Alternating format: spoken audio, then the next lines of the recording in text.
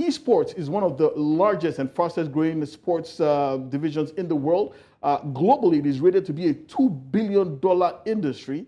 And believe it or not, there are Nigerians who are involved in that as well. Joining us all the way from the United States of America is a man a lot of you know more popularly as Dr. Sid. We also know him as Sydney and Siri. Dr. Sid is in the house. Thank you so much for joining us and joining us on Game On. Thank you so much. That was such a powerful intro. I swear to God, my head is swelling. I don't know if I can fit inside these Trust me, headphones. trust me, we're all fans here. We're all fans. So thank you so much for the great music that is still timeless and that we still continue to enjoy. But let's quickly get into esports now. How does a Dr. Sid, an entertainment icon, make the transition from churning out hit after hit to esports? What happened? I think I think that's probably the story of my life because the first time when I started doing music, people would ask the question, how does a doctor go from being a doctor to doing music? I think it's just the trend of what I've been doing and the way I see life. I think in life it's very important to have the ability to pivot. And I think I've been blessed to be able to use my passions or things that I would normally do for fun and do them as work.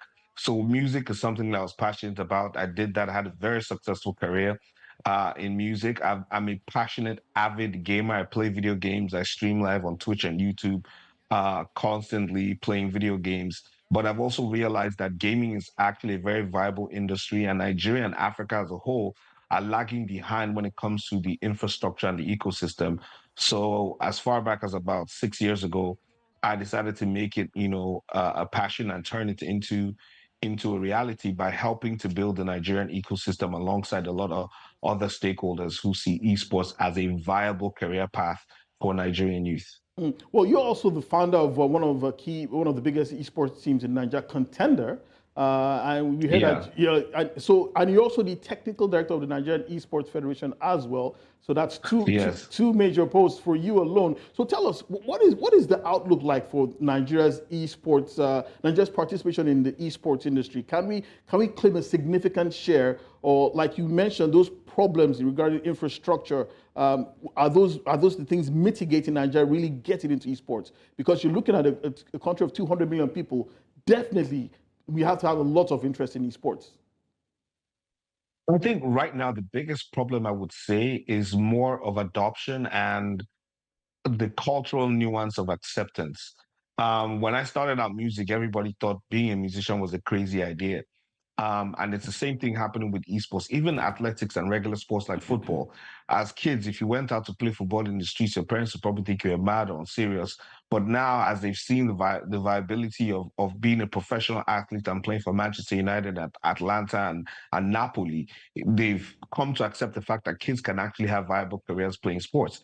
It's the same thing for esports in Nigeria. Right now, we're in a phase where a lot of adults and parents will see kids playing video games as a waste of time or being useless. But playing video games actually helps increase problem solving, hand-eye coordination, thinking in children. Is actually a proven fact.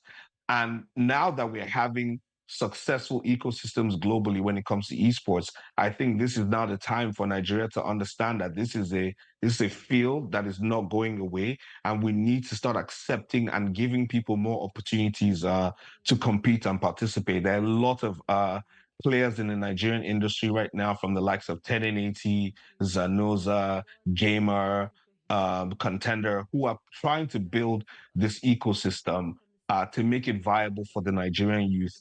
I happen to be also blessed and honored to serve Nigeria as a technical director of the Nigerian ESports Federation.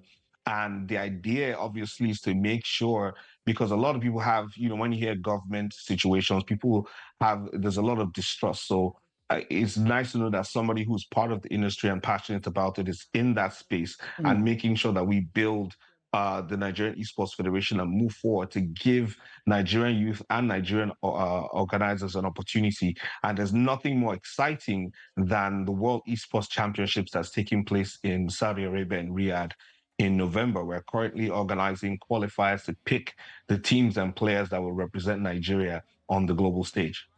All right, it's a great job, Dr. Sid, you're doing. I remember yourself and Emmanuel Onyimyechi going about, having to tell people about e-sport. A great one. But I would like to know what are the most popular games, especially for the Nigerian eSport team, that they will be able to contend with other teams in Saudi Arabia, as you did say. So Africa generally is a mobile heavy continent, and most of the games that we play that we seem to thrive in because the entry level is lower, is mobile games. So games like PUBG Mobile, Mobile Legends, Bang Bang, um, those are the most popular games. But obviously, Africa and Nigeria is a big footballing country, Oh, yeah. so we're also participating in e-football, which is going on as well. But there are two PC games which are less popular, but they're the games that we're really trying to build popularity and adoption, which is a game called Dota 2, one of the biggest esports titles around the world, and Counter-Strike 2, which is another game we're trying to build popularity in Nigeria. We do have a team that's going to be representing us for Counter-Strike 2, a male and female team, which is beautiful to see as well. We do not have a team for Dota 2. We're trying to increase the popularity of the the esports in Nigeria. And the beauty is this year is that I think with esports, there are no gender barriers. You know what I mean? Men and women, boys and girls can compete in the same leagues, in the same divisions without any discrimination. Okay. Dr. Sid, I want to quickly ask, as you start the qualifiers, how well do our players, how well do they compare with the very best in the world? I think, to be honest, our players have a very high skill.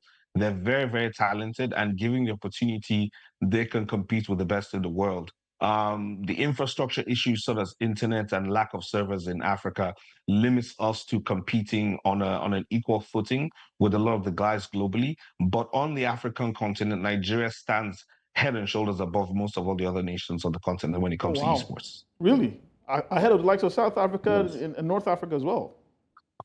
Oh, yes. Well, that's really great to know. At least we're doing something right. Yeah, but I would really love to know, Tunde, we're definitely doing something right. If the Super Eagles are called Super Eagles, yes, what is the e-sport team called? I think they're called, his team are called the Citizens, I believe. They're called the Citizens, right? No, so I have an esports team called Citizens. Okay.